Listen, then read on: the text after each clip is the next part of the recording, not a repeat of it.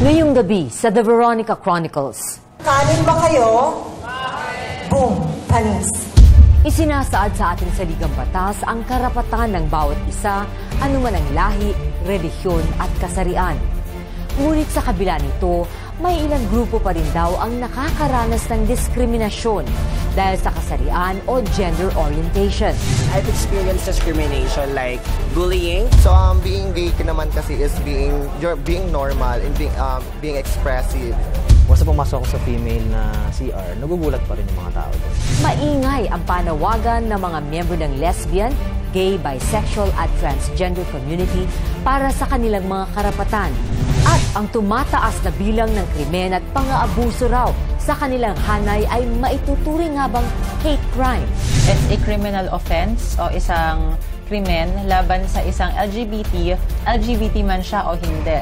But sometimes, especially with the LGBT group, dapat itong makita nila, dapat itong maging concern nila na within their ranks, magkaroon sila ng social control. You don't automatically respect a person, you have to earn it. Paano tinutugunan ng mga otoridad ang paglaganat ng hate crime sa bansa? If you belong to certain minority groups, dapat hindi ka nakakaranas ng diskriminasyon sa trabaho, sa pagpasok sa mga establishmento, sa pagkuha ng government services. At isang taon matapos ang mapaminsalang paghagupit ng Bagyong Yolanda sa Tacloban, ating balikan ang pangyayari sumubok sa katatagan natin bilang Pilipino. Magandang gabi. Ako po si Veronica Baluit Jimenez. Ito ang pinalawak na pagbabantay at pagbusisi sa mga usapin at issue ng bayan ng The Veronica Chronicles.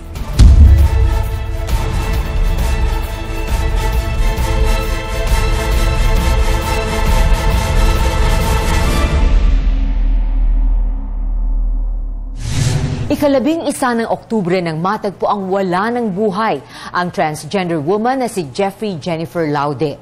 Nagtamo ng mga bugbog at pasa sa iba't ibang bahagi ng katawan si Jennifer mula sa kamay ng itinuturong salarin, ang Amerikanong si Private First Class Joseph Scott Pemberton. Sa brutal na pagkakapaslang ni Jennifer, naniniwala mga miyembro ng LGBT, si Jennifer biktima ng hate crime.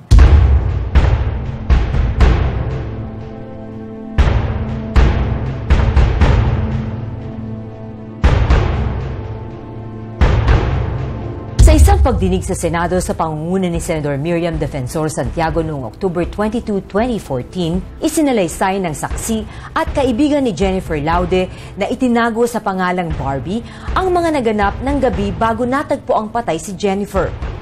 Ayon kay Barbie, nakilala raw ni Jennifer si U.S. Marine Private First Class Joseph Scott Pemberton sa Ambiance Bar sa Subic. Dakong alas 11 raw ng gabi nang umalis ang dalawa ng bar at namataang nagtungo sa isang kalapit na motel. Makalipas lamang daw ang kalahating oras, nakita naman ng roomboy na tumayo ring saksi sa krimen, si Pemberton, na lumabas sa kwarto at agad na umalis ng motel nang hindi nagbabayad. Nang pasukin ng roomboy ang silid ay natagpuan si Laude sa banyo. Nakasubsob ang ulo sa toilet seat at wala ng buhay. Would it be correct to say that your sister was a sex worker? Hindi naman po, ma'am. Base sa findings ng forensics expert, namatay si Jennifer sa pagkalunod dahil sa pagkakalublob ng kanyang ulo sa toilet. May mga bakas din daw na sinakal si Jennifer bago pinatay. Masabi mo ba matindi galit ng kalaban niya o ng nagbigay ng sakit? Yung taong nagsakit sa kanya. Posible po madam siya because... Ang masasabi ko lang, itatanong ko kung bakit ginawa niya sa anak ko yung pagpatay. Wala siya karapatan na pumatay ng tao. Lalo pa yung anak ko napakabait. Nagpunta yung pamilya ni Jennifer Laude dito sa Camp Aguinaldo kung saan nakadetene si Pemberton at yung kanyang boyfriend na si Mark Susselberg at saka yung kapatid niya na si Marilu Laude ay nakaakyat dito sa gate, nakasampa at nakapasok sa loob. Gumawa ng ingay at simpatya mula sa iba't ibang mga grupo, lalo na sa mga miyembro ng lesbian, gay, bisexual at transgender community ang karumal-dumal na pagpatay kay Jennifer. Anila, maaring mabilang ang kaso ni Jennifer sa dumaraming bilang ng hate crime, partikular sa mga miyembro ng LGBT. Ilang araw bago maganap ang pagpaslang kay Jennifer, isa pang transgender ang natagpuang patay na kinilala na si Norlan Shelo Mercado. 18 saksak ang tinamo ni Shelo mula sa taong pumaslang sa kanya. Yung maghapon ng Monday ng 22, tinatawagan, pini-Facebook, hindi sumasagot, hindi nagre-reply. Tapos yung kapitbahay niya, nagtataka na kasi yung resibo ng tubig, sinabit lang niya sa pintuan, hindi kinukuha, walang kumukuha. Tapos nagtataka sila, sabi niya, saka nakakaamoy na sila ng hindi maganda.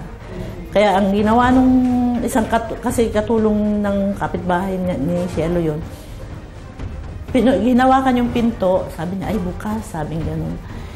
Tapos pagbukas niya, yung biglang masangsang ang amoy na ano nila. Tapos biglang tumawag na daw sila ng barangay at saka pulis. Yun nga, nakita nila si Shelo. Nandoon sa kama.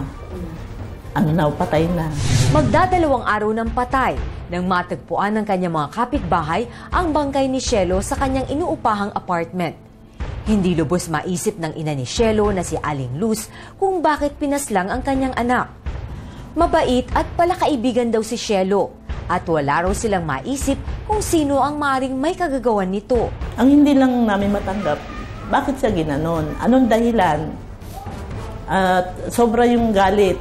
Ngunit sa pagsisiyasat ng mga kaanak ni Shelo, malakas raw ang kanilang kutob na maaaring may nalalaman daw ang isang lalaking nakilala ni Shelo sa isang social networking site. Ang mahilig kasi si Shelo na makipag-eyeball. Tapos niyayaya na sa loob ng bahay. Doon niya pinapapunta.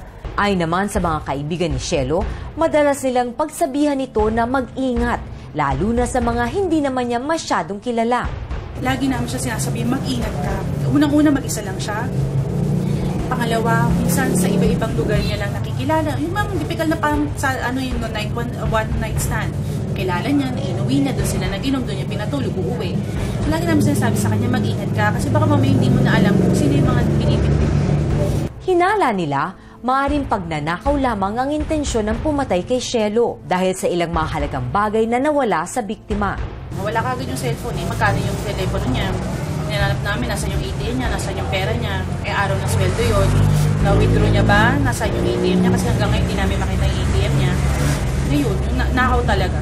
Halos isang buwan naging palaisipan sa mga otoridad at pamilya ni Shelo ang maaaring pagkatao ng suspect. Wala kasing saksi na diretsyang magtuturo o di kaya'y may nalalaman sa krimen. Hanggang sa pamamagitan mismo ng Facebook account ni Shelo ay natuntun ng kanyang pamilya ang cellphone na pagmamay-ari ng biktima.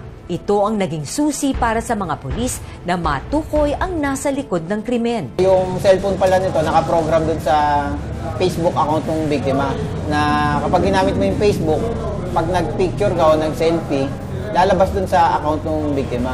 Kaya yun, nilocate namin yung address nung nasa picture na nakita naman namin dito sa La Forteza na nagngangalang Rowena Fabre nga. Nung nakausap namin to si Rowena Fabre kung kanino niya nakakuha tong cellphone, sinabi niya sa amin na iniwan sa kanya to ng nangangalang Felix. Si Felix ang itinuturong suspect na nagbenta di umano ng cellphone ni Shelo. Ayon dito, nakuha lamang niya ang cellphone sa likod ng isang tricycle. Subalit kalaunan ay umamin na rin ito sa pagpaslang. Sinabi niya sa amin na sa hindi niya malamang dahilan na parang na-demonyo siya sa pagkalasing, nasaksak niya to si Norlan ng maraming beses. Subalit naniniwala ang ina ni Felix na maaring may nag-udyok lamang sa kanyang anak upang gawin ang krimen. Imposible nagkaganyan pa. Hindi ka naman ganyan. Tinatakpan mo yung dalawa. Sa sinumpaang salaysay ni Felix sa pulisya, nakilala raw niya si Shelo sa pamamagitan ng isang mobile application kung saan ay nakipagkilala raw ang biktima sa kanya. Nagdesisyon daw silang mag-inuman sa apartment ni Shelo at nagkasundong magtatalik kapalit ng pera. Ayon kay Felix, paulit-ulit daw niyang sinaksak si Shelo dahil sa takot nitong mabuhay pa ang biktima. Sa takot ko po na mabuhay pa po siya kasi baka magsumbong pa po ganun. Sobrang ko po nun, naguguluhan na po yung utak ko, walang-wala na po talaga ako sa pag-iisip ko nun eh. Sa kabila ng pag-ako ni Felix sa krimen, matindi naman itong itinanggi ang akusasyon ng pagnanakaw. Wala raw siyang anumang bagay na kinukuha kay Shelo maliban sa cellphone nito. Magkapera na lang din kasi bala ko na rin talaga umuwi ng probinsya. Nagdadalawang isip ako, uuwi ako sa probinsya o hindi. Ikinagulat din namin nang kilalanin ng ina ni Felix si Shelo na matagal na raw kakilala ng kanyang anak. Matangkat-tagkatulong. Bata na yun, kabait-bait, yung nanay mga tawag sa akin. Naharap sa kasong robbery with homicide si Felix. Intensyon man niya o hindi sinasadyang patayin si Shelo, ang katotohanan, isang buhay na winakasan ang humihingi ngayon ng katarungan. Sana nakakatulog ka, nakakain ka, kasi kami hindi. Ang mga kaso tulad ni Jennifer Laude at Shelo Mercado ay ilan lamang sa tumataas na bilang ng hate crimes laban sa mga miyembro ng LGBT community sa Pilipinas. Ang grupong Philippine LGBT Hate Crime Watch ang nanguna sa paglikom ng mga record at impormasyon ukol sa anumang uri ng karahasan sa mga LGBT. Ang hate crime ay isang criminal offense laban sa isang tao o pag-aari base sa relihiyon, kulay ng balat, sexual orientation o kapinsalaan sa katawan. Ayon kay Tam Magwad, spokesperson ng Philippine LGBT Hate Crime Watch, 163 kaso ng hate crimes ang kanilang naitala dito sa Pilipinas mula 1996 hanggang 2012. Sa kabuuang bilang ng mga kaso, 36 dito ay pinagsasaksak ng maraming beses. 6 ay tinorture bago pinatay. Ang iba naman ay kaso ng rape, pagsunog sa katawan, pinagpuputol na bahagi ng katawan at pagpigil sa hininga hanggang sa mamatay. Para kay Tam, ang nakikita nilang dahilan sa mga karumal-dumal na krimen at hindi makataong pang-aabuso na ito ay ang di lubos na pagtanggap ng lipunan at matinding diskriminasyon sa mga miyembro ng LGBT community. Society natin, tolerant tayo sa LGBTs, oo, pero yung totoong acceptance, medyo hindi pa talaga natin nararating. Oo, totoong tinotolerate mo yung mga LGBT mo na friends or kung may kilala ka sa work ng mga LGBT, pero kung sasabihin natin anak mo na or someone na malapit na sa'yo, mas mahirap mo siyang tanggapin. Kita mo yung mga comments sa Facebook, makikita mong sinisisi yung biktima dahil sa pagiging transgender niya, may mga bias na agad kasi nga dahil bakla daw siya, kaya parang dapat din-deserve niyang mamatay. So parang pinatay na nga siya, after pa niya mamatay, parang hindi pa rin siya nakakuha ng justice.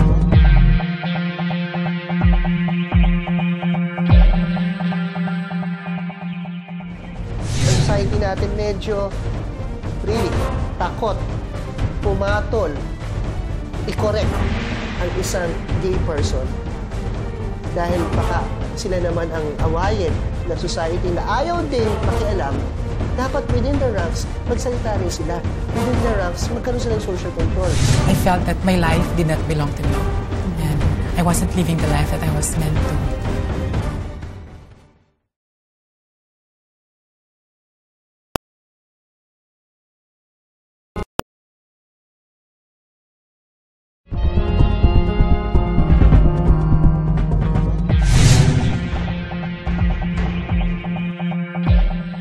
Naniniwala ang mga miyembro ng lesbian, gay, bisexual at transgender community na marami pa raw na maaaring biktima ng hate crime sa bansa. Ngunit nang dahil sa wala raw batas na kumikilala sa mga ganitong uri ng krimen, pinipili na lamang daw ng ilan na manahimik nang dahil sa takot at kahihiyan. Bata pa lang daw si Naomi ay ramdam na raw niyang isa siyang babae, kahit pa na ipinanganak siya na isang lalaki. Kung kaya't nang tumuntong raw siya sa kolehiyo, dito na siya nagdesisyon na mamuhay at piliin na maging isang transgender woman. I felt that my life did not belong to me. And I wasn't living the life that I was meant to. So, nung tumutong ako ng kolehiyo sa UP Diliman, yun, I started to take hormones and then to change my clothing. Ayan. At ngayon, sinasabi natin, I fully transitioned because I live and work as female full-time. Bukod sa pagbabago sa kanyang sarili at katawan, ramdam ni Naomi na unti-unti rin nagbago ang pakikitungo sa kanya ng ibang tao. I present myself socially as a woman. Therefore, it's more appropriate for me to access the female facilities like toilets, changing rooms. It became a problem to me because instead of using the male toilet, and we didn't have a unisex toilet or a single stall toilet, I chose to step out of the office to be able to pee. So we would only be given 15-minute breaks. I would come back late because I had to go down to the ground floor, and the elevators took about 2 minutes, and then getting to the toilet took around 10 minutes. So just the trip, going there and going back, ayan, took time. So it affected my productivity as an employee. It also affected my personal happiness because instead of being comfortable at work and feeling accepted and feeling that I belong, I felt like my own workplace was really discriminating me. Maliban sa diskriminasyon, masakit raw para kay Naomi ang paulit-ulit na pangungutya ng ilang tao nang dahil sa kanyang gender orientation. I would experience a lot of verbal violence in the streets because if I step out of my house and then a group of macho guys see me, then they will hurl invectives at me or they will say many terrible things to me. And I'm not doing anything. I'm just standing there and just maybe waiting for a ride, a cab. But I experienced this kind of verbal violence. Nakalulungkot raw na napakaraming pasakit ang kinakailangang pagdaanan ng isang LGBT kahit pa ang nais lamang nila ay magkaroon ng patas at maayos na pagtingin ng lipunan sa kanila. When you go to school, when you try to look for gainful employment, if you try to assert yourself in the world, you will experience a lot of abuse, discrimination, or even violence. Ayon kay Naomi, napapanahon na rin daw na alisin sa mga official documents ang gender o kasarian upang di na ito pagmulan pa ng diskriminasyon. So gender really should be irrelevant, but of course the reality is it plays a very large part in our day-to-day life. Sa ngayon, si Naomi ay Executive Director ng Gender and Development Advocates o Ganda Pilipinas, isang non-profit organization na nagsusulong ng gender equality para sa lahat ng Pilipino. At ang pagkakapaslang kay Jennifer Laude at iba pang miyembro ng LGBT ay dapat magtulak sa ating mga otoridad na bigyang pansin ang kapakanan ng mga katulad niya na nabibilang sa LGBT group. There are so many transgender killings in the Philippines. They are not new. They've been happening for decades, but their stories have fallen under the radar of our government because in the view of many officials, our stories are not important. Sa unang beses na nakilala ko si Neil, hindi ko itatanggi na kahit ako ay nagulat na isa pala siyang ganap na babae noon. 5 taong gulang pa lamang kasi siya noon, ay ramdam na raw niyang hindi siya komportable sa kanyang pagiging babae. Nararamdaman ko na talaga siya na there's something wrong na para bang hindi ko na matawag yung sarili ko as lesbian kasi hindi ko na ma-identify yung sarili ko as lesbian. Hindi alanganin din ako na lalaki talaga.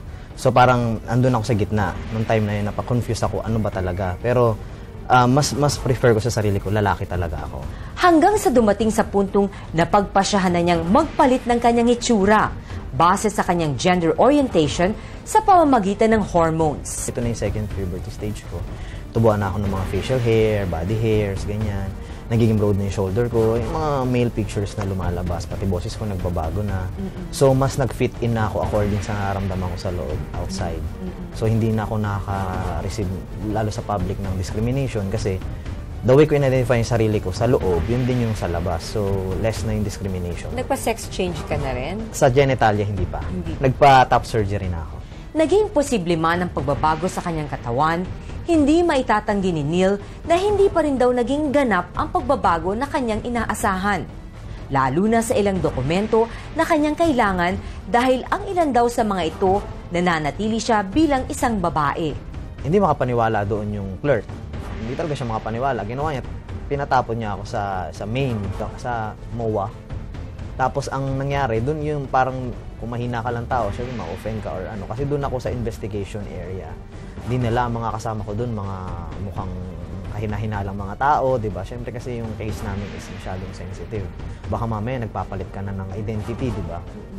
So yun, dinala ko lahat ng mga papel sa documents ko para ano. So, medyo mahirap pa rin.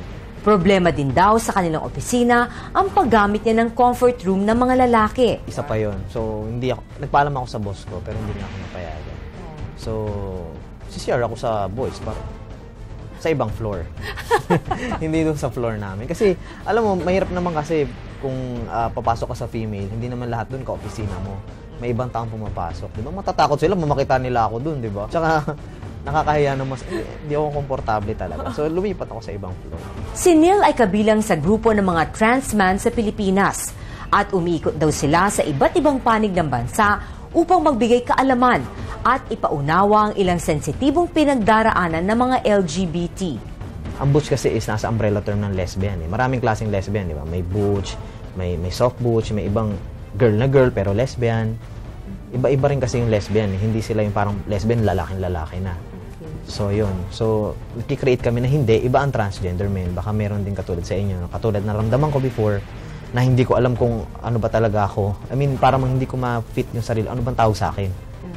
So, kaya kami nag-out. And then, trans health na din. And then, HIV 101. Para sa multi-awarded director na si Joey Reyes, ang mga hate crimes ay nagaganap di lamang sa Pilipinas at di lamang sa mga LGBT, kundi sa buong mundo. Bagamat may nagaganap na diskriminasyon sa mga LGBT pagdating sa trabaho, meron din namang tanggap na rin ang gender orientation ng mga ito. Pero may mga trabaho rin na maaaring kasing laki ang responsibilidad, pero they couldn't care less sa sexualidad mo, pagiging doktor. Ang daming bading na doktor. Di ba?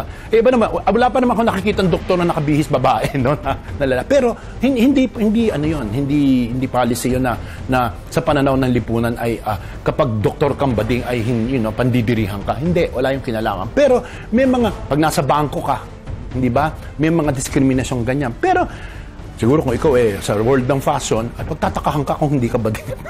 Di ba? Ganun lang yun ganun lang. Ayon kay Direk Joey, maraming member ng LGBT community ang nakapagpakita na ng kagalingan sa iba't ibang larangan. Patunay na nararapat lamang silang respetuhin. I think may marami ng ehemplo sa LGBT community na dahilan na para i-recognize ng lipunan na hindi dahilan ang sexualidad ng isang tao para magkaroon ng diskriminasyon. Ang dami-daming bading na mas may katuturan sa lipunang ito kaysa sa mga ordinaryong lalaki at babae, hindi ba? At ang ano ko lamang sa LGBT communities, I am with you with this, let us be useful and let us prove, okay, na hindi ang sexualidad ang dahilan para maging antas ng pagrerespeto. Ayon sa sociologist na si Dr. Gerald Abergos, sa pang-araw-araw na pamumuhay ay makikita ang iba't ibang uri ng diskriminasyon na nararanasan ng mga LGBT. Sa terminologies pa lang, nakikita natin the way we address them, there's already discrimination.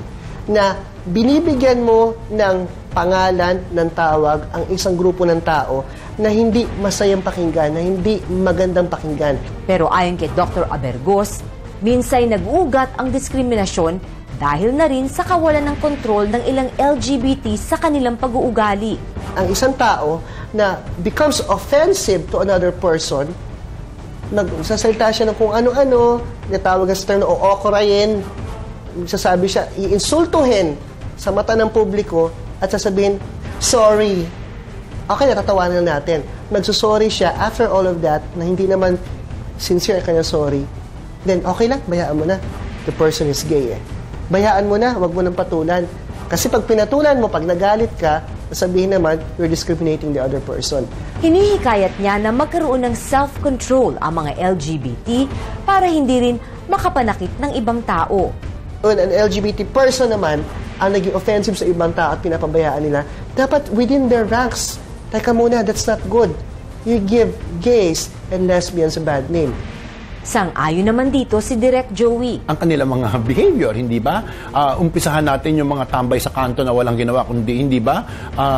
Waldasin ang kanilang oras at ng panahon ng buhay, hindi ba? O mga babae rin na nagkalat sa kali at walang ginawa, kundi magbunganga. Hindi ba? Kailangan natin, ang paglilinis ay hindi lamang sa isang komunidad, kundi sa lahat ng sektor ng lipunan. Pero ayon kay Abergos, hindi raw ito rason para saktan o patayin ang isang tao, LGBT man o hindi. Paliwanag niya, ang mga hate crimes laban sa mga miyembro ng LGBT ay pagpapakita ng mababang pagtingin at kawalan ng respeto ng salarin sa biktima nito.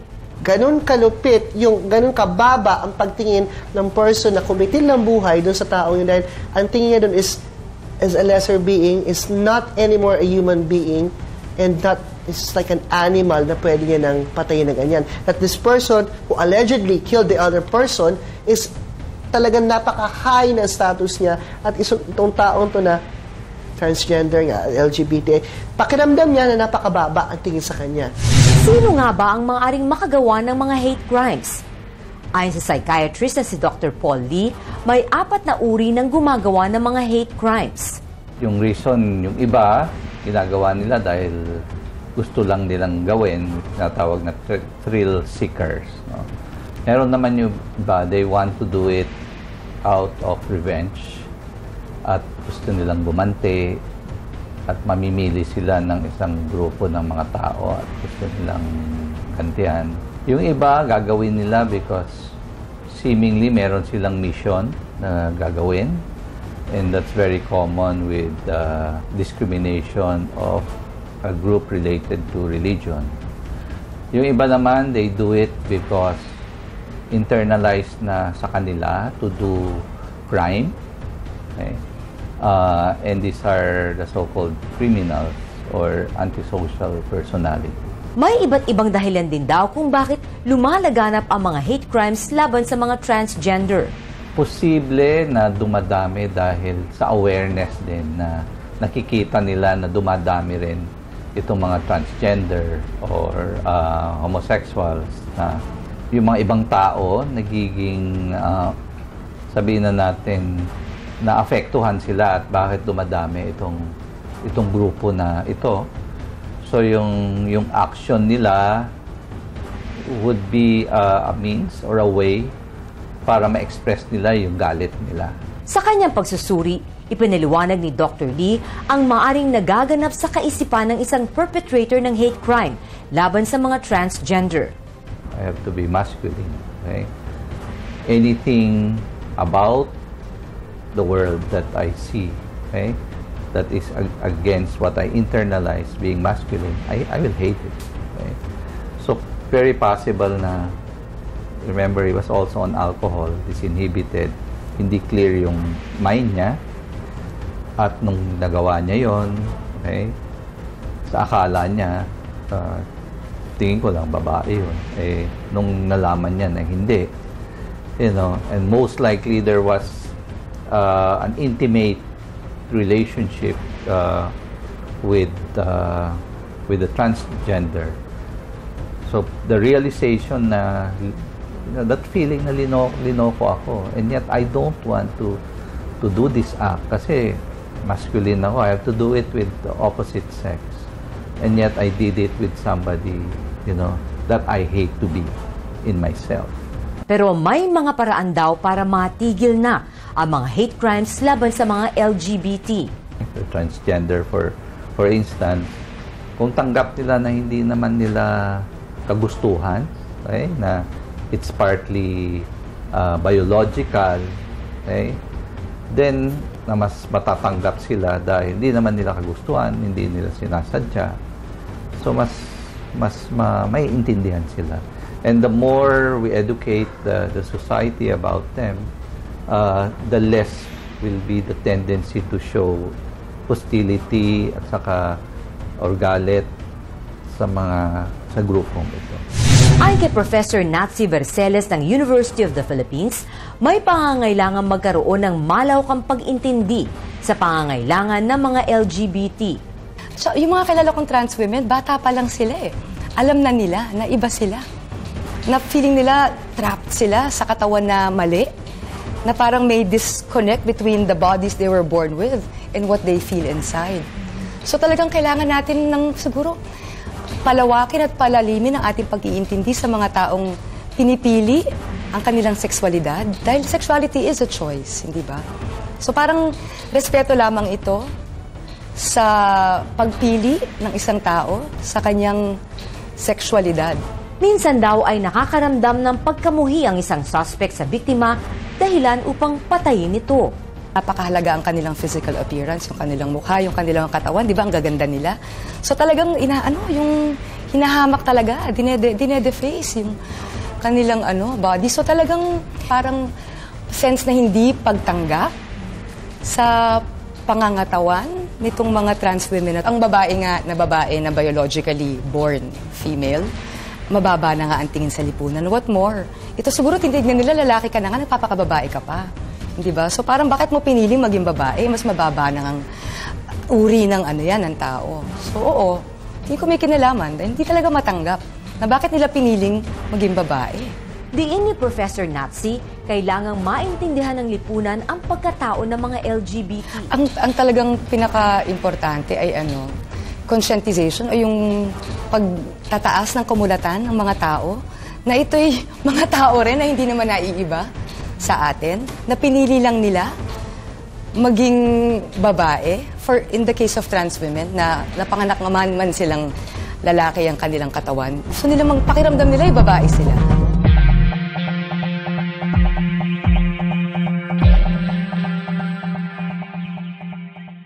Talagang taas ang sinasabi ng management na hindi ka pwede dito dahil bakla ka. Hindi ka pwede dito dahil cross-dresser ka. So talagang hindi po sila hinahayaang makapasok ng bar. Ngayon po sa ordinansang ito po ay pinagbabawal na sa Quezon City. So sila po ay maaaring pumasok, lumabas sa mga establishmento. So, kasi syempre, like, papakasal ka. Katulad yun, yung pati yung same sex, sana may pasa.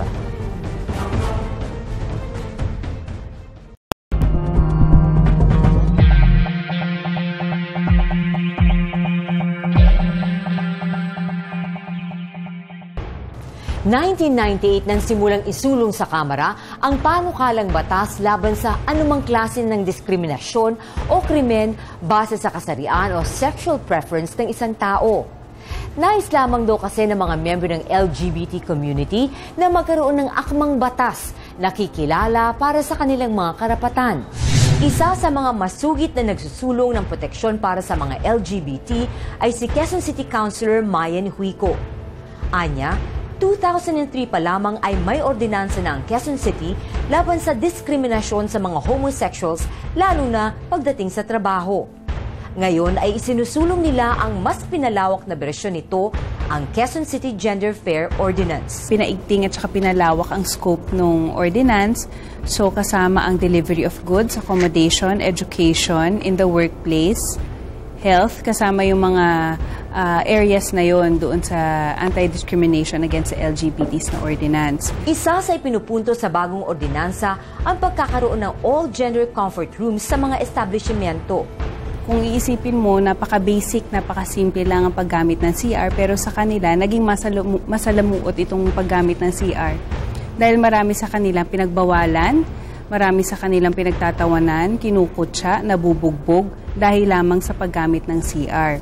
So sa Quezon City, ang ginawa namin, nakalagay doon sa ordinansa, ay hinihikayat namin ang mga establishments to designate an all-gender CR sa kanilang mga establishments para naman mabigyang tugon itong ang concern ng mga LGBTs. Sa ordinansang ito ay hindi na rin maaaring pagbawalan ang mga LGBT na pumasok sa mga bar base sa kanilang pananamit. Taas ang sinasabi ng management na hindi ka pwede dito dahil bakla ka.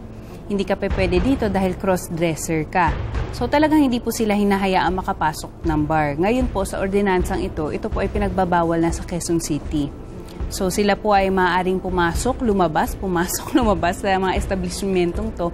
At meron silang ordinansang pumoprotekta sa kanila na nasa-secure sila na sila po sa Quezon City hindi pa pwedeng alipustahin ng mga bar owners. Ipinagbabawal din sa ordinansa ang pangungutya sa mga LGBT. May mga parusa at multa sakaling hindi sumunod sa ordinansa na inaasahang maipapatupad sa susunod na taon. This is a landmark law for the city. It's local legislation that is the most comprehensive in the country. Nakahanap din ng kakampi sa national level ang mga LGBT sa katauhan ni Senador Bam Aquino. Isang probisyon sa kanyang isinusulong na anti-discrimination bill ang nagpapataw ng mas mabigat na parusa sa mga hate crimes. If you belong to a minority and the violent act was done upon you, ginawa yung violent act na yon dahil kasama ka sa isang minoridad, pwedeng itaas ka agad yung penalties na pwede mo makuha. So kumbaga kung 6 to 12 years yan, baka pwede siyang itaas dun sa next level, no?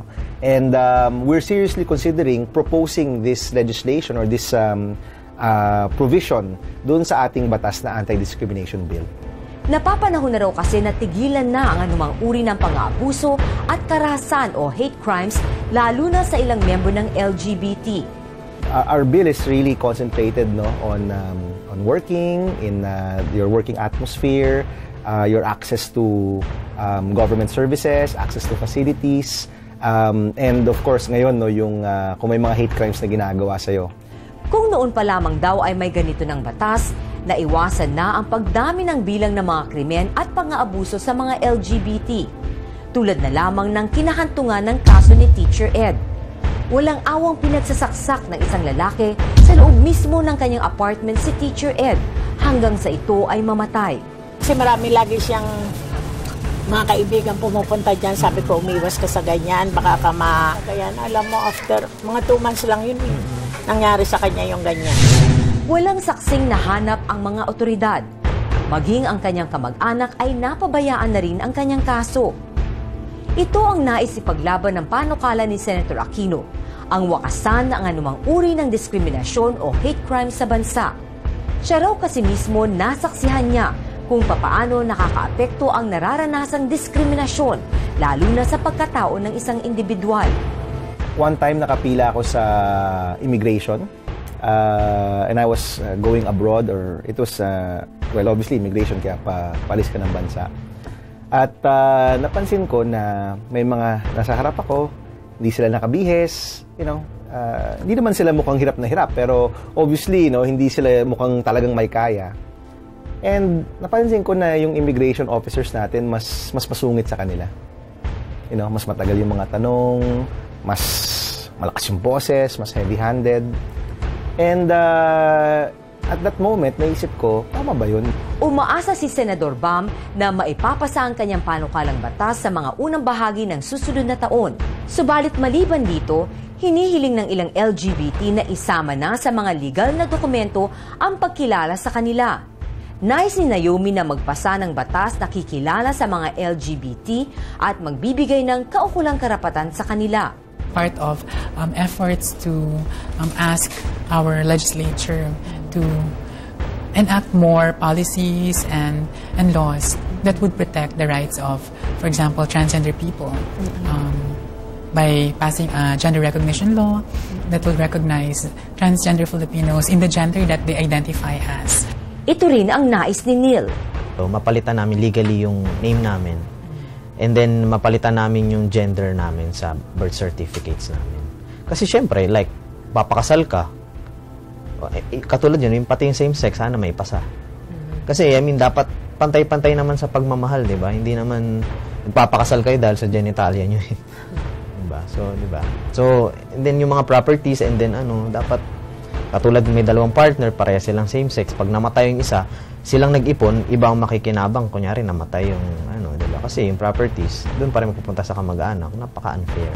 Ngunit may ibang suhestyon naman dito si Professor Natsi. Huwag tanungin o dagdagan na lang natin ang pagpipili ang mga kasarian. Oo, pwede rin. Hindi ba? Parang pagkikilala rin yan.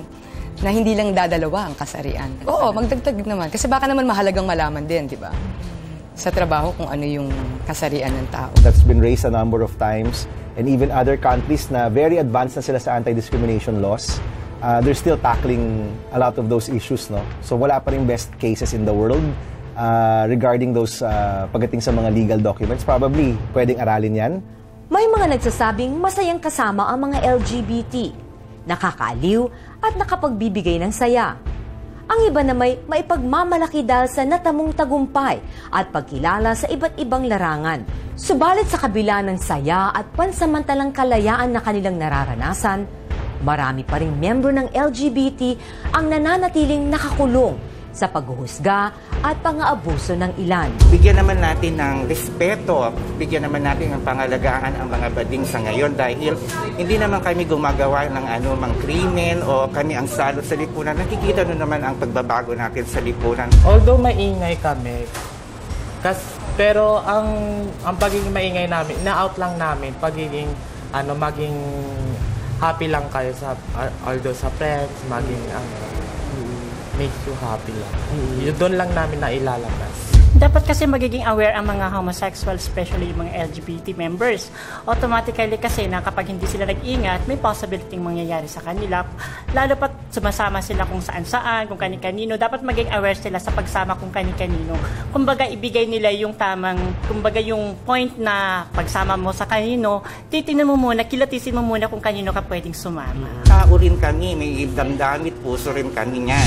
Yung generation naman ngayon, I think they are more open towards LGBTs. So there is always hope na both from our government and our future generation na maganda naman yung kalalabasan or maganda yung magiging buhay ng mga LGBT in the future. Transgender community, which is the most vulnerable from the LGBT community, ay nakakabahala na. So I think yung kaso ni Jennifer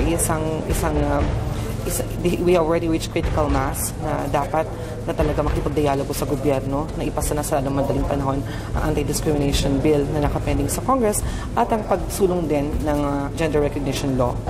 Para kay Dr. Lee, mahalaga na habang bata pa lamang ay itanim na sa isipan na hindi katanggap-tanggap ang pagiging marahas. It's very important that we emphasize to them that it's wrong to show aggression and violent behavior to them. They can express their views, but violent behavior should never be accepted. At pagkabata pa lang, tinuturuan naman na natin yung mga bata. Pagka nanakit ka, mali yun. Pwede ka magsalita, makipag-diskusyon, pero huwag ka manakit. Dapat galangin natin, dapat natin respetuhin ang choices ng bawat tao. Pero bakla ka man, tomboy ka man, lalaki ka man, babae ka, kailangan bigyan mo ng dahilan ang tao para respetuhin ka. Umaasa si Councilor Huico na di lamang sa Quezon City, kundi pati na rin sa ibang mga lugar sa bansa ay maipatupad ang Anti-Discrimination Ordinance para sa mga LGBT. Marami akong kakilala na humingi na ng kopya. So asahan natin na sa susunod na mga taon siguro, para na yung sprouting like mushroom, siguro mag-iisa-isa na rin sila na magsusunod-sunod na magpasa rin ng isang anti-discrimination against LGBTs na ordinansa sa kanilang mga lokal na pamahalaan. Because we only have one world to live, and we need to learn how to coexist in peace. And I would actually ask them to join us in our movement to change the world and make it a better place, to address violence in the world there, and to be part of a movement that would bring kindness and peace.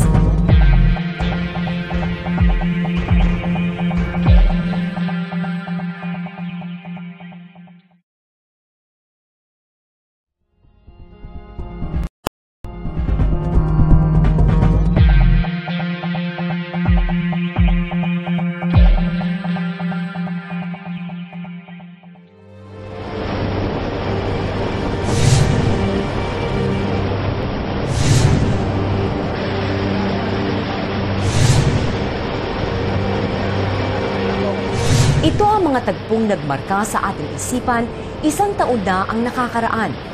Isang pangyayaring dumurog sa puso ng bawat isa, hindi lamang sa mga Pilipino, maging ng buong mundo.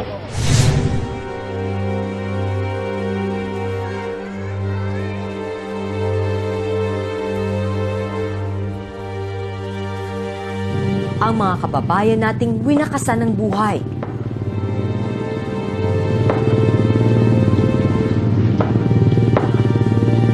Inalisan ng pangkabuhayan.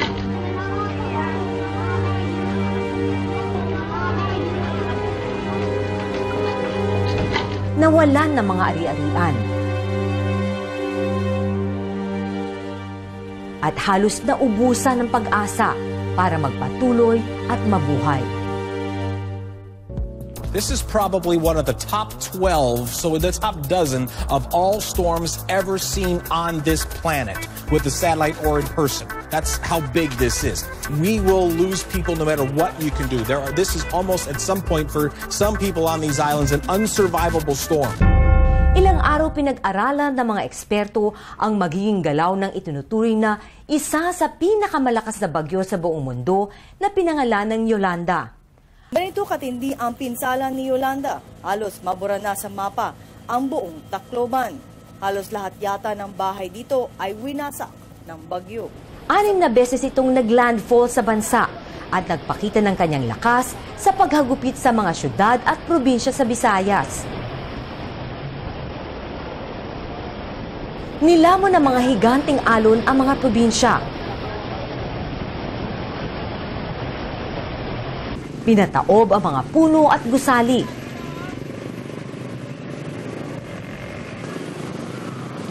Nilipad ang napakaraming tirahan at ari-arian. Halos ilang oras pinadapa ng Bagyong Yolanda ang syudad ng Tacloban. Nang mga oras na yon, wala pang nakakaalam sa lawak ng pinsala ng bagyo. Subalit nang humupa ang baha, nilantad ang kabuuan ng bagsik ni Yolanda. Nakapanlulumo ang mga nagsilbing bakas ng trahedya. Sa laki ng iniwang pinsala ng Super Typhoon Yolanda, tila maituturing na isang himala na makakita ng mga taong nakaligtas mula sa mapaminsalang paghagupit ng kalikasan. Pero para sa mga survivors ng Yolanda, malaking katanungan kung papaano sila muling babangon at magsisimula. Masakit ang mawalan ng mga ari-arian at mga mahal sa buhay. Subalit tatak na mga Pinoy ang katatagan sa gitna man ng trahedya. Kailangan muling magpatuloy at lumaban. Ilang beses na nating napatunayan na kaya nating bumangon sa gitna ng pagsubok at ang pagkakaroon ng buong loob at malakas na paniniwalang walang imposible sa mga Pilipino. Isang taon matapos ang paghagupit ng Bagyong Yolanda, ating balikan ang bawat pangyayari at samahan ang mga Taclobanon sa kanilang pag-usad sa buhay sa isang espesyal na dokumentaryo. Ang Padayon, Pagtuloy sa Pangarap. Ngayong November 30, alas 8 ng gabi sa People's Television.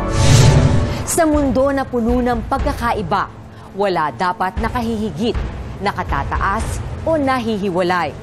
Lahat nagkakapantay-pantay sa mga karapatan na dapat kinikilala at iginagalang. Anumang batas ay hindi rin sasapat kung hindi rin naman magbabago ang pagtingin sa kanila ng lipunan.